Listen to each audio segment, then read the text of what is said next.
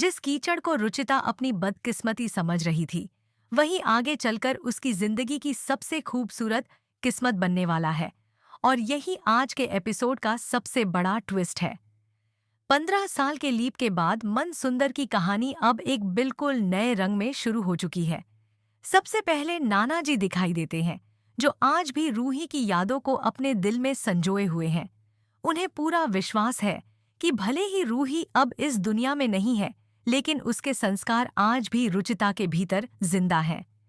इसी विश्वास के साथ उन्होंने रूही के नाम पर एक ब्यूटी सैलून शुरू किया है, जहां रुचिता पूरी लगन और मेहनत से काम करती है। हालांकि पहले ही दिन एक ग्राहक की देखभाल में हुई छोटी सी लापरवाही से बड़ा विवाद खड़ा हो जाता है, लेकिन रुचिता अपनी समझदारी, ईमानदारी और शांत स्वभाव से पूरे हालात को संभाल लेती है, जिससे ग्राहक भी उससे प्रभावित हो जाता है।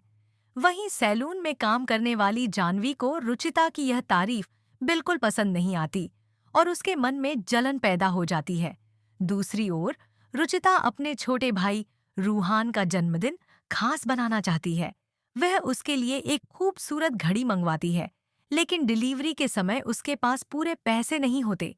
काफी कोशिशों के बावजूद उसे घड़ी लिए बिना ही लौटना पड़ता है।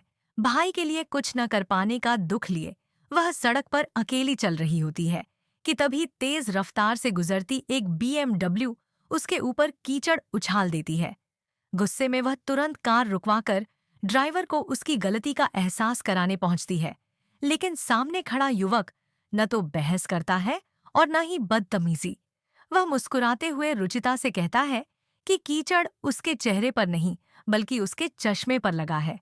अगले ही पल वह अपना रुमाल निकालकर बड़े प्यार से उसके चश्मे को साफ कर देता है। यही छोटी सी मुलाकात दोनों के बीच एक अनजाने रिश्ते की शुरुआत बन जाती है। अब सबसे बड़ा सवाल यही है कि क्या यही लड़का आगे चलकर रुचिता की जिंदगी का सबसे खास इंसान बनेगा? क्या किस्मत ने इसी कीचड़ भरे पल में उनकी प्रेम कहानी लिख दी है? या फिर यही मुलाकात आगे किसी बड़े तूफान की वजह बनेगी? इन सभी सवालों के जवाब आने वाले एपिसोड्स में धीरे धीरे सामने आएंगे। दूसरी तरफ उस रहस्यमयी लड़के के मन में भी रुचिता की पहली झलक गहरी छाप छोड़ चुकी है।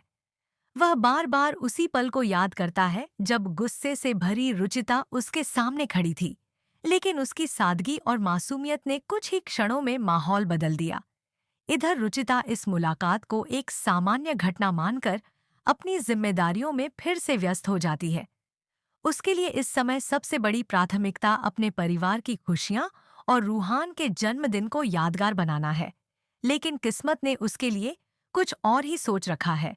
अगले ही दिन जब वह अपने काम के सिलसिले में बाहर निकलती है,